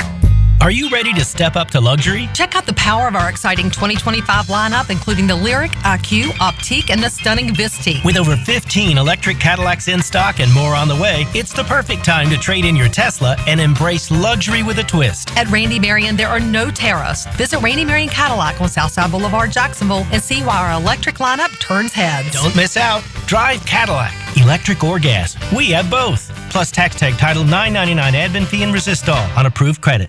Looking for that designer engagement ring like Tacori or Verragio? Then hear this. The only locally owned authorized dealer here for these exquisite rings is Beard's Diamonds. Beard's is your destination for the top names in bridal design. Tacori, Verragio, Sylvie, Gabriel & Company, Gnome Carver, and more. If she's seen it on Pinterest or in a bridal magazine, Beard's has it. Exquisite, handcrafted, and made in America. So you can get her the ring of her dreams without having to go to one of those national mega chain jewelers. At Beard's, there's no big company rules, no Wall Street sales goals, no impersonal service. The non-commissioned experts at Beard's Diamonds will take their time and let you see dozens of ring styles from all the most sought-after designers. Beard's is proud to be Jacksonville's premier jeweler for nearly 45 years. We're committed to this area and promise an authentic, refined, and risk-free experience. Without markups, without pricing games, without corporate red tape getting in the way of making you happy.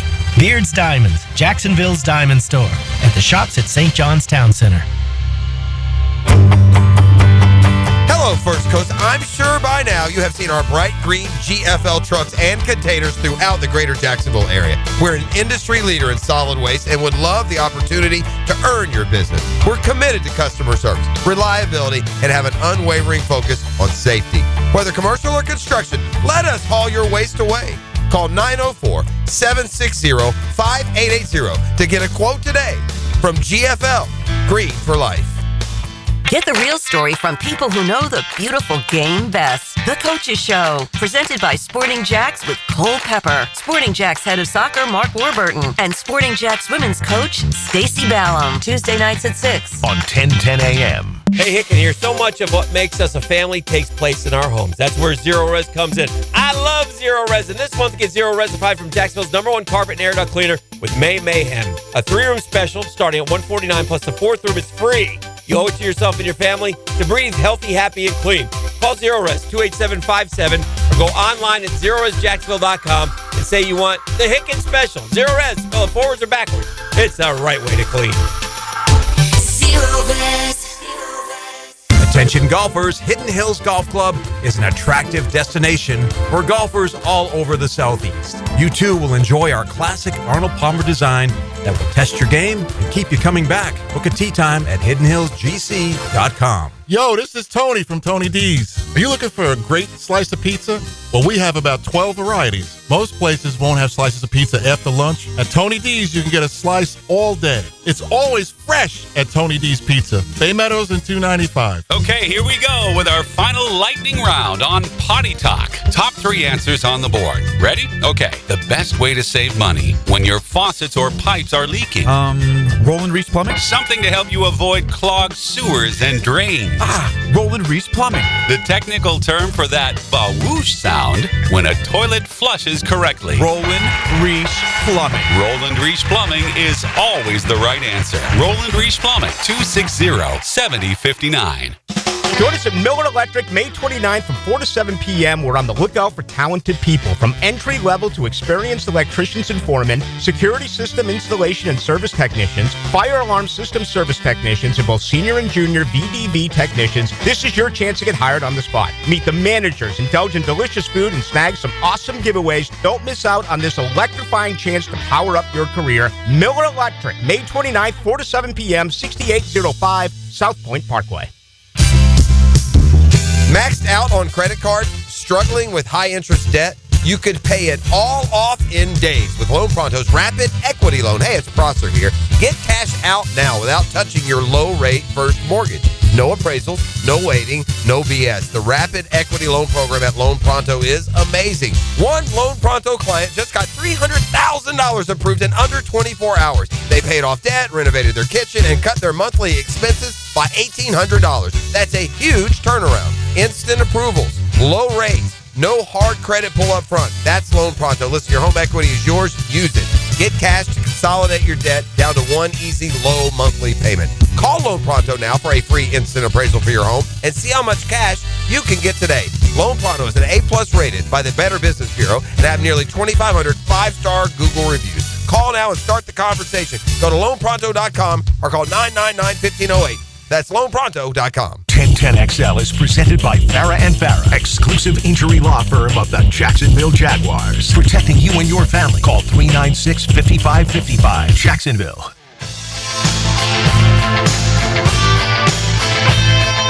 It's a Stanley Pools Thursday on The Frangie Show. Since 1988, the experts in pools, pavers, screen enclosures, it's Stanley Pools.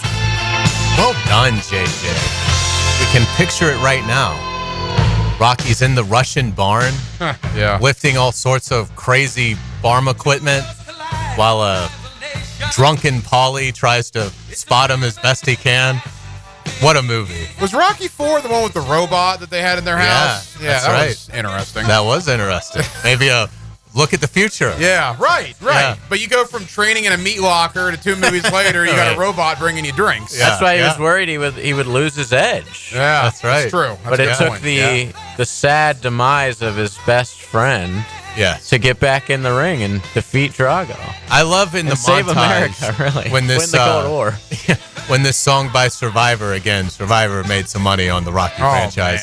But I love when they're in this montage where he's doing all the exercise and getting ready to fight Drago in Russia on Christmas. How he's running and they've got the car following him, and then he just breaks off the trail, and the Russians can't keep up with him. Like he's gone. Like they've lost Rocky.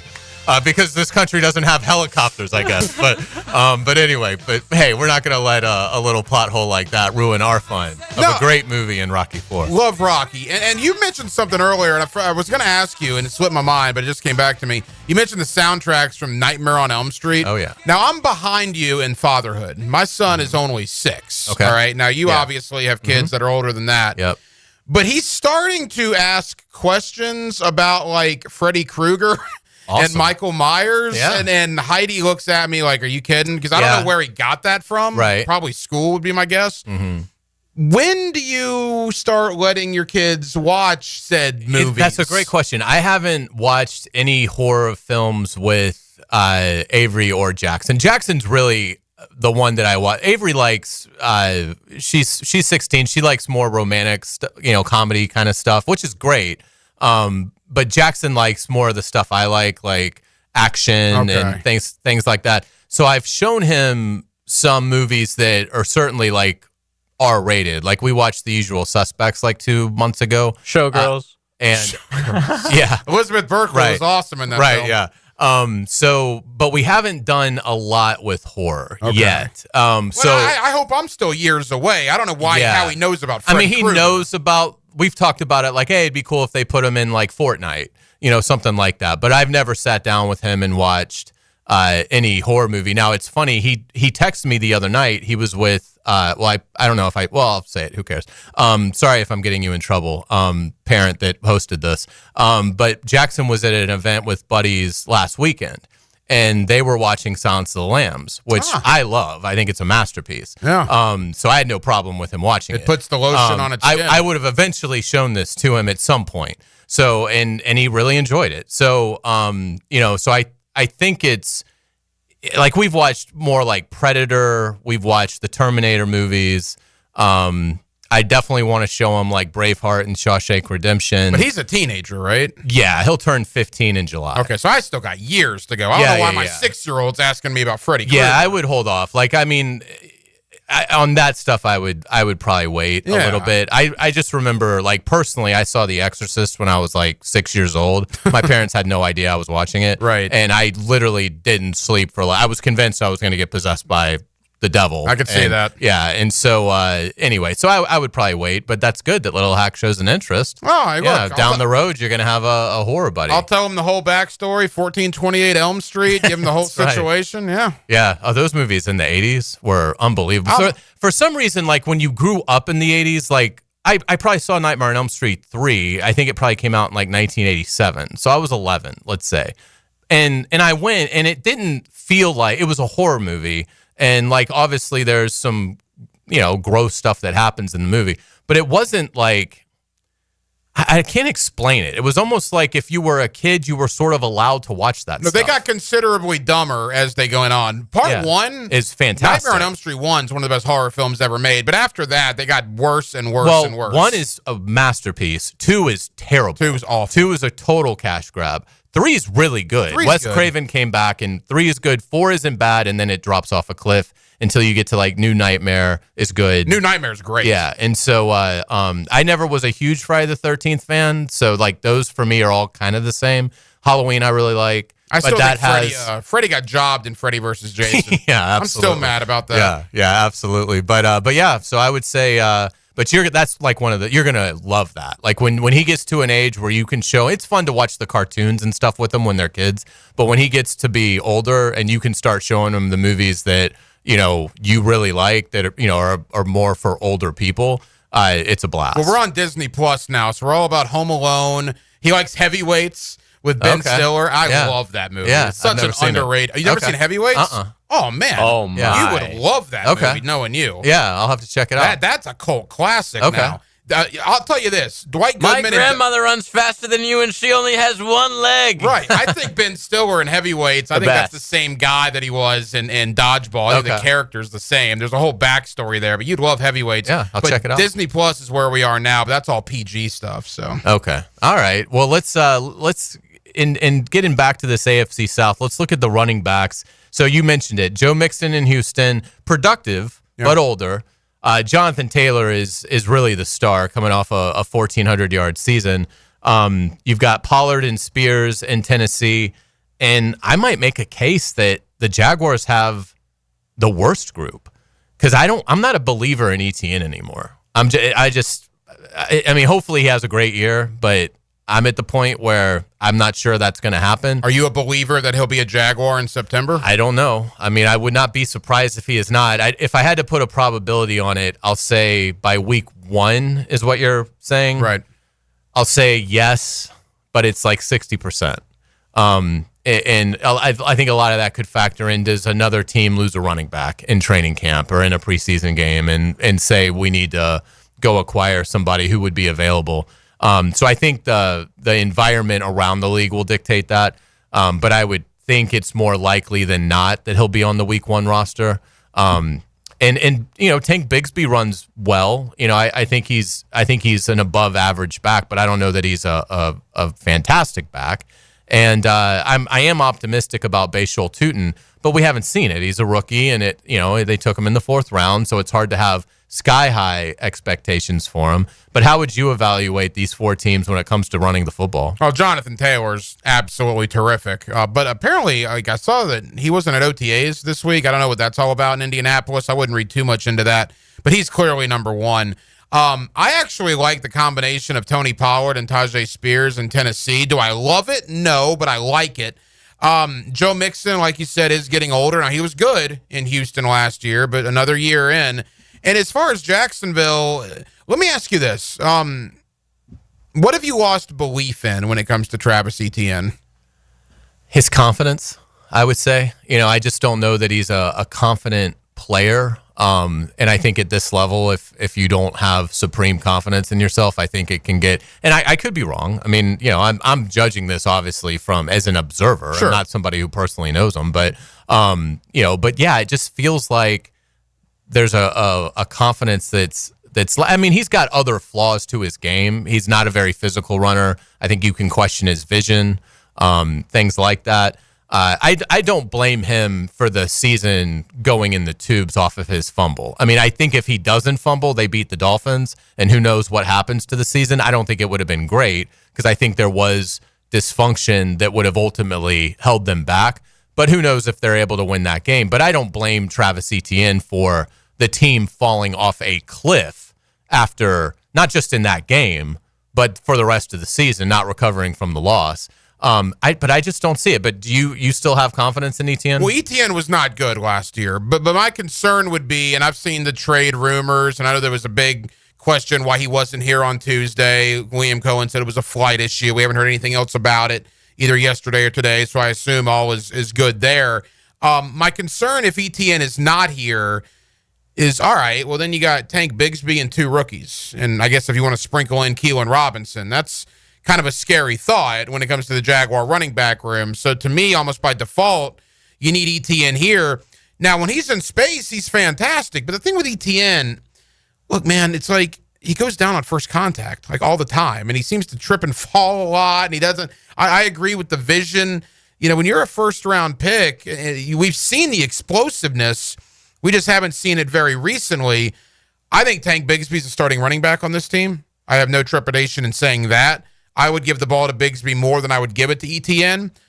Having said that, I think the Jaguars are better if Etienne is here. 3rd down back, catching the ball out of the backfield. I mean, he's a great athlete. There's no doubt he can make plays. So I hope he's here in 2025. And I think if he's not, that would hurt the roster. The other thing I just can't escape is that had they not been able to make the trade, and by the way, the hunt comes out tonight at 7 o'clock. I believe 7 o'clock. 7 o'clock, so that'll be outstanding. So be sure you're looking out for that, and that'll be a lot of fun. They'll obviously go very in-depth on the Travis Hunter trade and what went into it.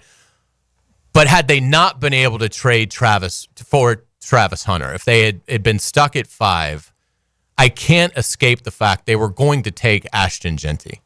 And to me, if you were going to take a running back when you were building something from the ground up, that speaks volumes to me about what you think about your current running backs. And so that's why I just don't think they view ETN as a big-time player. No, that's fair. Yeah. I mean, that's fair. But I guess, to me, when you look at Travis Etienne, again, I would have him better than Tank Bigsby. I wouldn't give the ball to Tootin or LaQuint Allen or Keelan Robinson more than Etienne. The interesting thing about him, too, Hayes, is that you look at the offense right now. We've talked so much about BTJ and Travis Hunter. De'Ami Brown's gotten a lot of conversation. Brenton Strange has gotten a lot of conversation. Quite frankly, you almost kind of forget about Etienne at times. He's like the 5th or 6th guy you talk about on this offense. We've talked about the revamped offensive line. I've probably talked Tank Bigsby more this offseason than I've talked Etienne. Maybe that'll be a motivating factor for him, and probably a contract year. He's probably going to be elsewhere in 2026. Yeah, without a doubt. Definitely a big year for Travis Etienne. And look, hopefully he's great, and hopefully he's great here. But I just be surprised if that's the outcome that we get this fall. So we will see. Do want to stay on this. We've got a one more segment to go on the Frangie Show. Hacker, you brought up an interesting question. Where does Brian Thomas Jr. rank in this division at the receiver position? There are some good ones. So let's do that on coming back from the break. You're listening to the Frangie Show on 1010XL 92.5 FM. The Frangie Show from the Harrell and Harrell studio. Don't settle for less than you deserve. This is Brent Musburger's Visa in Action update on 1010XL. Brought to you by Duck Duck Rooter Plumbing, Septic, and Air Conditioning. When you're stuck, call the Duck. Proud partner of the Jacksonville Jaguars. NFL teams around the league participating in voluntary OTAs. The mandatory minicamps will be in June before training camps begin in late July. Heading into Super Bowl 60, which will be in February of 2026 in Santa Clara, California. The Kansas City Chiefs and the Philadelphia Eagles, who played in Super Bowl 59, are both at plus 600 to take home the Vince Lombardi Trophy. The Baltimore Ravens are plus 650. The Buffalo Bills are plus 700. The Detroit Lions, who have never played in a Super Bowl, plus 900 to win it all this season. San Francisco is at plus 1,300. Cincinnati and Washington both plus 1,600. Earn cash back on your gaming transactions with the GBank Signature Visa Card at vsin.com/GBank. I'm Tony Desiri with your Visa in Action update on 1010XL. Hey there, Jacksonville. With scorching temperatures just around the corner, it's crucial to ensure your AC is blowing nice and cool. Duck Duck Air Conditioning is here to keep you comfortable all summer long. But don't wait until the heat gets here. Our service techs are ready right now to handle any cooling issues you may have at your home or business. Call Duck Duck AC today at 904-862-6769 to schedule. That's 904-862-6769. Duck Duck Air Conditioning. Online at duckduckac.com. May is Military Appreciation Month, and the folks at Nimnik proudly salute the brave men and women who serve and have served the country. Now, as a thank you, they're offering an additional $500 off select new Buick and GMCs. And every vehicle purchased at Nimnik supports K9s for Warriors. So from all the folks at Nimnik, thank you for your service and sacrifice. And oh, by the way, Brava-Rama is back. Visit Nimnik Buick GMC to get their biggest, best deals of the year on select certified used vehicles. Looking for a better used car shopping experience? You'll find it at Nimnik Buick GMC. Jacksonville's only Car Bravo certified dealership. With Car Bravo at Nimnik, you'll save big and drive home with a smile. Nimnik Buick GMC can certify all makes and models: Honda, Toyota, Kia, Mazda, Ford. That's right, all makes and all models. So head there today. Who treats you right and gives you the best experience? Nobody but Nimnik. We are professional grade GMC. This is Richard Miller with your Showtime Sports Cards and Collectibles Update. This Saturday, James Spence Authentication will be inside Showtime from 11 a.m. until 3 p.m., making sure your autographs are the real deal. Get your signed memorabilia certified this Saturday by JSA from 11 to 3 inside Showtime. Sports Cards and Collectibles. Update your collection. Mike Dempsey, and now's the time to get your roof hurricane ready with Apex Roofing and Contracting of Jax Beach. Look, our rainy season is no joke, and if your roof's got damage, leaks, or it's just plain worn out, Don't wait. Apex is local, dependable, and will show up on time using only premium materials with ironclad warranties. No shortcuts, no stress. Just quality work you can trust. Skip the storm season scramble. Reach for the peak with Apex Roofing and Contracting in Jacks Beach or visit apexroofingfl.com. Get this. Joey and me were supposed to go to this concert next week, right? But then something terrible happened. Joey was driving without a seatbelt.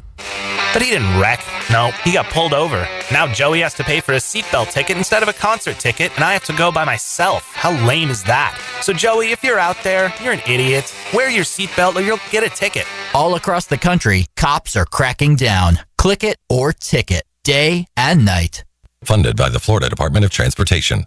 He thinks he knows what he's talking about. Of course. Find out if he does. Is there anything else we need to know? Catch CBS Sports senior NFL writer Pete Prisco every Friday afternoon on The Frangie Show. Brought to you by Showtime Sports Cards and Collectibles. PRP treatment is kind of the thing these days, and in many cases, it eliminates the need for surgery.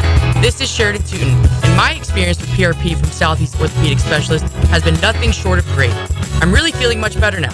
Ask your Southeast Orthopedic Specialist doctor about PRP treatment. This is Dr. Kevin Murphy with Southeast Orthopedic Specialists, where athletes are treated like pros. Relieve pain and get back to life. Southeast Orthopedic Specialists. It's the NBA playoffs, and Hurricane Grill and Wings has slam dunk specials like $3.75 Miller Lite drafts with 30 bold wing flavors, ice cold drinks, handcrafted cocktails, and big screens everywhere. Find your spot at hurricanewings.com. Mark Watson here to tell you a little bit about hardballcreative.com. It's your online promo haven with thousands of ideas on how to promote your company. We're open 24/7, 365. Hardball Creative.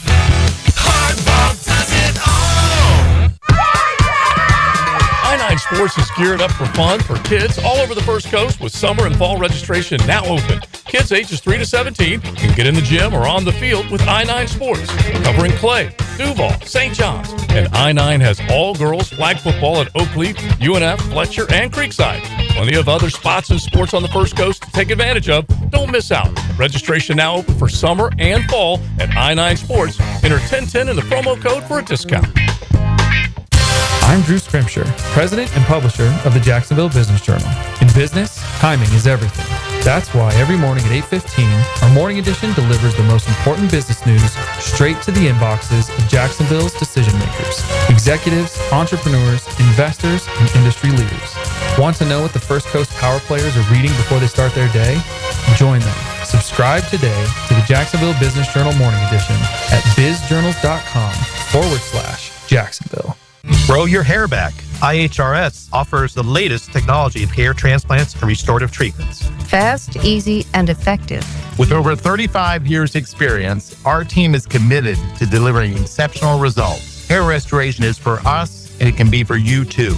See how IHRS technology can grow your hair back. Go to hairforme.com or call 904-777-IHRS, 777-4477 for $250 off. 1010XL is presented by Farah and Farah, exclusive injury law firm of the Jacksonville Jaguars. Protecting you and your family. Call 396-5555. Jacksonville. Now, the Cool Down with Donovan Air Electric and Plumbing. Keeping Jack's cool since 1987. All right, it has been a fun Frangie show today. We were joined by Lee Smith, the executive director of the Players Championship, to talk golf. Always appreciate Lee's insights. We talked about the college football kickoff times are really starting to crystallize. Looking at Florida's schedule, again, that Week 3 game at LSU will be a night game, 7:30 on ABC. But there are a litany of big-time games in those first 3 weeks of the season. Can't wait to get to college football season. And we've been breaking down the AFC South, looking at the offensive side of things and kind of going through each team. Hack, let's just put a bow on that, and we'll just finish at the receiver position. So I like the Colts group of Pittman, Downs, Pierce, and Mitchell. As a group, I like them, but I don't really like any of them as a star. So they have, I think, good depth, but they're lacking like the superstar. Jacksonville may have it all, because Jacksonville may have, we believe they have a superstar in Brian Thomas Jr. Does he need to do it for 3 or 4 NFL seasons consistently before you can say that? Yes. But, I mean, barring some counterpunch that would really shock me. I'll be surprised if Brian Thomas Jr. isn't well on his way to being a consistent big-time receiver in the NFL. I think Travis Hunter is going to be a star. And, and De'Ami Brown, we'll see. But I think that's a good group. You mentioned in Houston, no Tank Dell with the injury. So Nico Collins, Christian Kirk, and then they invest a couple second-round picks in the Iowa State guys, in Higgins and Noel. And then in Tennessee, I mean, Calvin Ridley, Tyler Lockett, Van Jefferson, and Shamare DK. Yeah, DK's their fourth wide receiver right now. Nothing against him. Really loved him at Florida, but he doesn't need to be a fourth option right now in the NFL. No, I agree. You take wide receiver 1 from every team, and I think that's an interesting debate. Brian Thomas Jr., Nico Collins, Michael Pittman, Calvin Ridley. How would you rank them 1 to 4? I would go Thomas, Collins, Pittman, Ridley. Okay. I would probably have Brian Thomas Jr. over Nico Collins, but again, Houston fans will laugh at you. And there's some national folks that'll laugh at you. I'm just very high on Brian Thomas Jr. Again, whether it's Jaguar Kool-Aid, whatever you want to call it, I love everything that BTJ brought to the table last year. I think Nico Collins is a stud. Don't get me wrong. Oh, I do too. I think he's a good player. But I'd rather have Brian Thomas Jr. Both guys are top probably 10 wide receivers to me.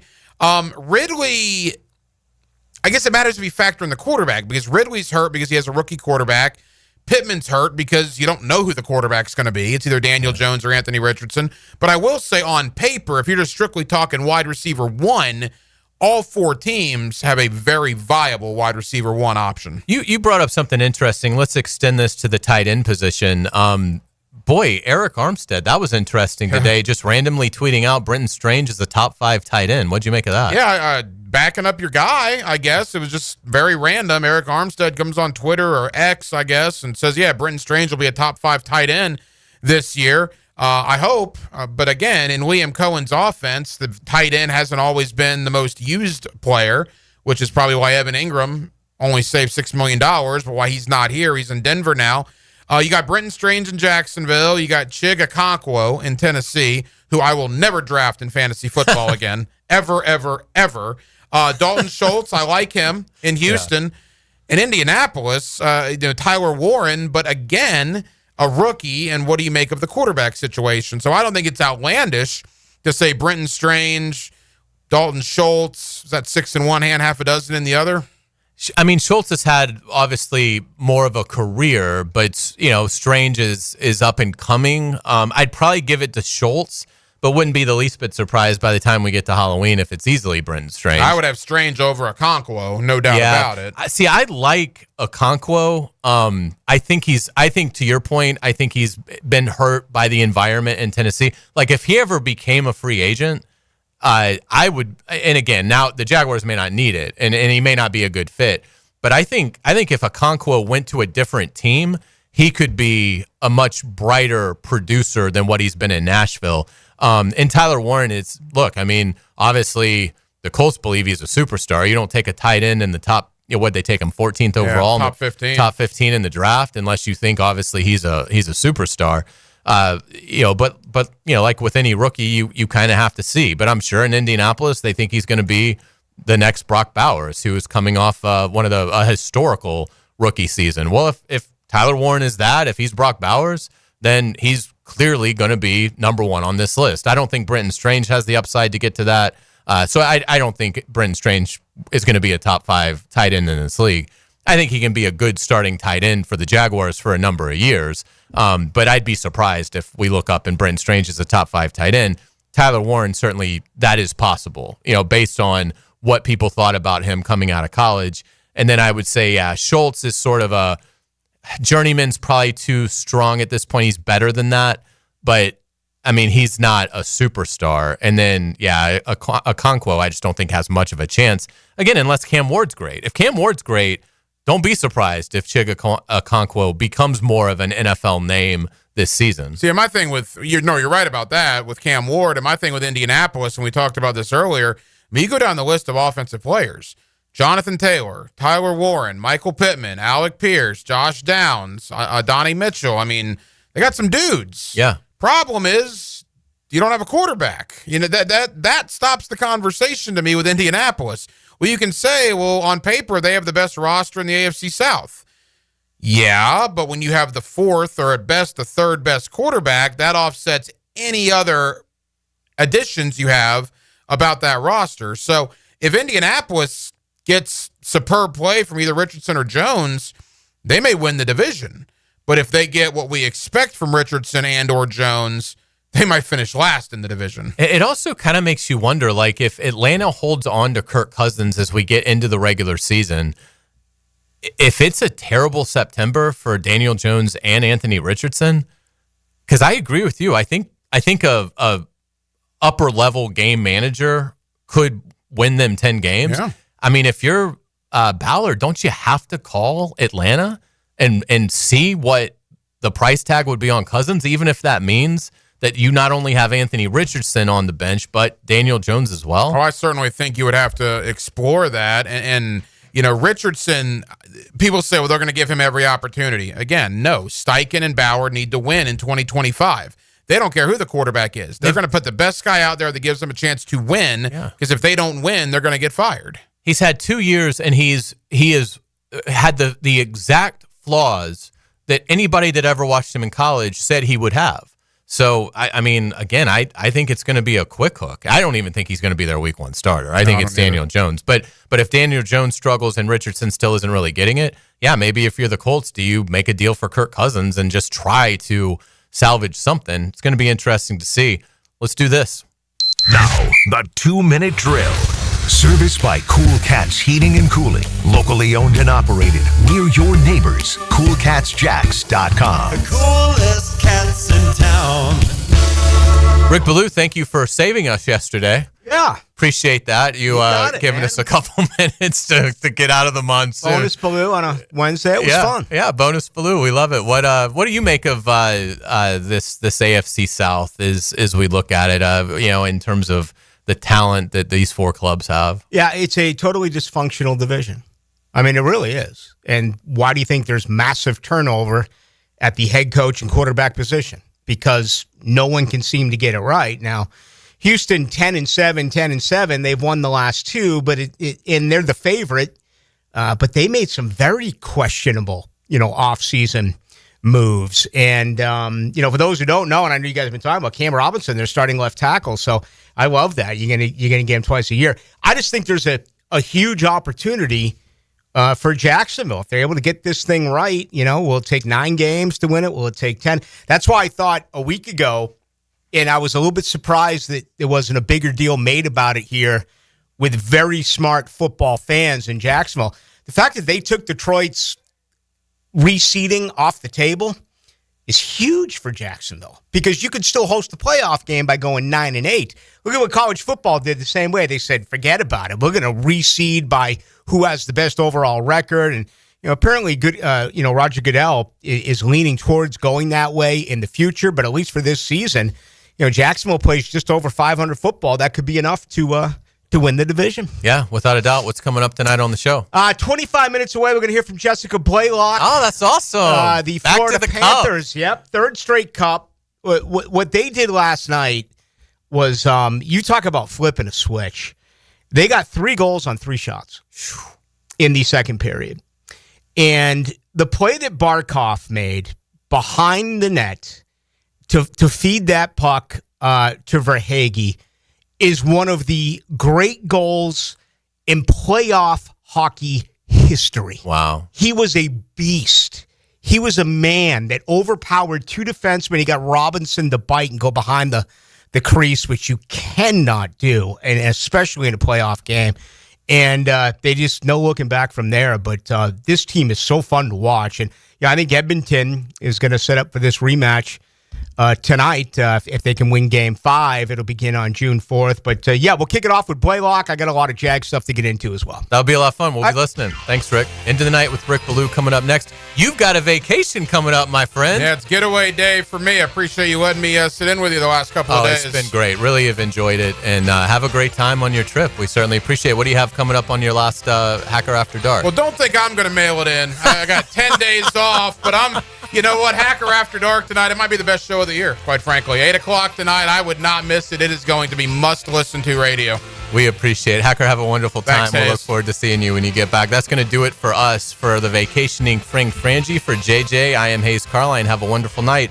Into the Night with Rick Ballou is up next. You're listening to 1010XL 92.5 FM.